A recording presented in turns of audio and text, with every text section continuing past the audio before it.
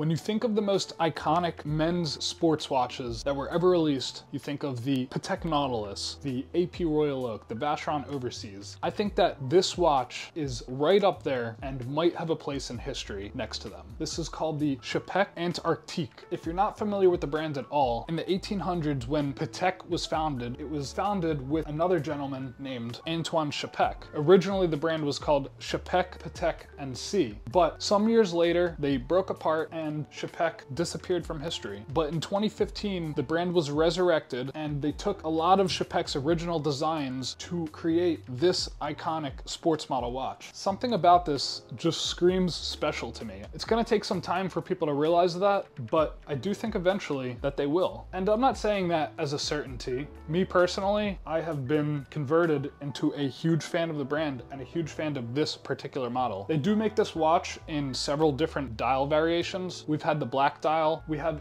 what's called the celestial dial, which is like a hand-painted one, a little more funky looking, but this is the salmon colored dial, which was limited to 99 pieces. Salmon dial watches in history have always became ultra collectible. Like if you take a AP Royal Oak with a salmon dial, a vintage one, they're worth like hundreds of thousands of dollars now. But this being one of the first generations of the Antarctique and a limited of 99 pieces salmon dial, fast forward 20 years and this could be a $100,000 plus watch. It's coming in at 40.5 millimeters, which is like right in that sweet spot of where these iconic watches usually are. And the bracelet, it's familiar enough to not feel weird on the wrist, but it's different enough to make it stand out. But what I do like about the bracelet, which you're not gonna find this on a Royal Oak or a Nautilus, is that on both sides of the bracelet, you can click this button and extend a quarter of a link. It's something that while you're wearing it throughout the day, if it's feeling a little bit tight, you can open it. If it's feeling a little bit loose, you can close it. Then the dial, on all of their dials, they do this type of pattern that just gives it that little extra sparkle to it. Before we keep going on the case design and everything like that, you just have to look at the movement. Now, if we're gonna be putting it among those top tier brands, the movement has to be exceptional. I showed it to our watchmaker, Paul, and I said, hey, give me your honest opinion of this movement. And he said, it's ultra high quality, and for its price point, he thinks that it provides a lot of value in the market. Retail price of these are coming in at $25,000, which is expensive, but it's right in line with where the Vacheron Overseas, the AP Royal Oak, and the Nautilus retail pricing goes. Of course, some of those models trade for double, triple the retail pricing, but when you compare it to the retail price, it's just kind of like seeing the value that the brand is giving and how much it's costing them to manufacture. So putting it at the same retail pricing as those, the quality is on par with them, but in a different way. They